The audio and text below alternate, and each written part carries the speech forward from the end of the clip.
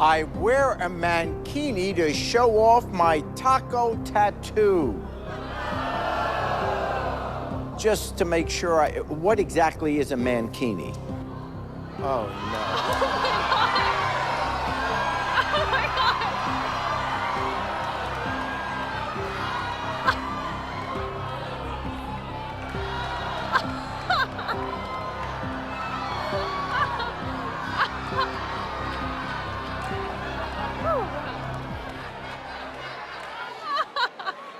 I'm speechless. Sometimes there's no words. Sometimes there's no words. Here's what I want to know. How, on national television, how could you wear green?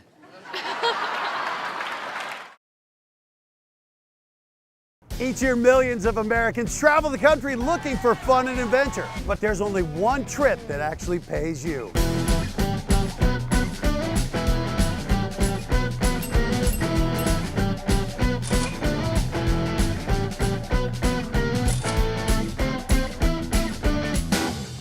We're gonna play a wheeling game of trivia to see which of you 4 teams of 2 is gonna walk away with the cash. So here's how it works. I'm gonna ask you guys a question. Now, if you get it right, you get the cash, you get to keep on riding. But if you get it wrong, another team can ring in and steal it, take the cash. You could end up kicked off the bus with empty pockets. Oh, no. So, Johnny and Elizabeth, how many Supreme Court justices are there? Oh, I know that one. I know that Think one. back to your high school civics class. Johnny and Elizabeth, our political system is riding on you. Say 5. Yeah, okay. 5. Ah! Your answer I think is we 5. might be wrong. You rang in first. What is your answer? 9. Well, the correct answer is 9! Leonardo DiCaprio wants you to believe he had it so hard while filming The Revenant. As if you'll feel so sorry for him, you simply hand over the award for Best Actor. What poor Leo doesn't want you to know is that he was practically pampered on the icy cold set. He even admitted that he had his own personal heater between takes to prevent hypothermia. Leo also likes to brag that he took a big bite out of a bloody raw bison liver for the role. Interesting, for a man who's been celebrated as a vegetarian. Something stinks in Leo land, and it's not just that liver. Paid for by friends of Bryan Cranston. You've seen the shocking headlines. This is a case that had so much publicity. But they lived the real-life horror. When he had stood up, my dad saw the knife. I said, give up the knife. I couldn't stop screaming. These women stared into the face of unspeakable evil. A man came in with a gun and put it to my neck. I just felt like he was just full of rage.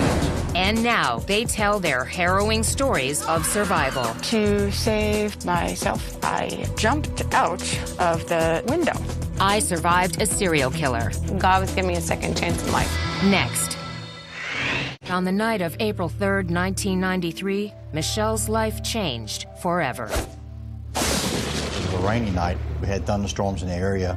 Michelle spent the evening hanging out with her boyfriend. We ate supper and then we went riding around, listening to music. And I had to go to the bathroom, so we stopped there at the cemetery. Back then, you had no fear of a cemetery. It was just a dark place to go. So I got out the car, I went to the bathroom, I got back in. We didn't lock the doors. We felt that it was a safe place. That's when the passenger backside door opened. Suddenly, a large man burst into the car with a razor-sharp farming blade. I'll never forget his eyes, because his eyes were so big and so bloodshot, where I just felt like he was just full of rage. He started to attack us. That's when my boyfriend jumped over me and tried to get him away. We were trying to shut the door at the same time, and that's when the knife started attacking my legs. I was trying to fight back to shut the door. He was in the car like this, so his legs were going in and out of the door, so the dome light was blinking on and off. A local cop on his nightly rounds arrived on the scene. I call Officer Eubanks an angel. He just happened to look over and he saw the dome light going on and off, and so he thought something was going on. At the same time, it's storming outside, so the rain is pouring. As Officer Eubanks pulled his cruiser up to the car, the attacker fled into the night. He took off running, and that's when he dropped the knife. They found it in the ditch. The smell, I will never forget the smell of blood and the sight of it that was in the car. I mean, our flesh is just hanging out everywhere, and you just don't even, it was incredible.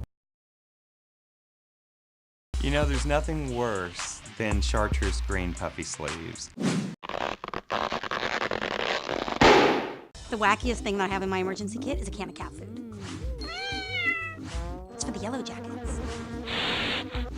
If I can put cans of cat food around the perimeter of the property, no yellow jackets. They're all munching on the cat food. Duct tape, if you believe in keeping that waste as thin as you can get it. You just don't want it to be a masquerade ball and have your guests looking like the Clue, you know, who killed who.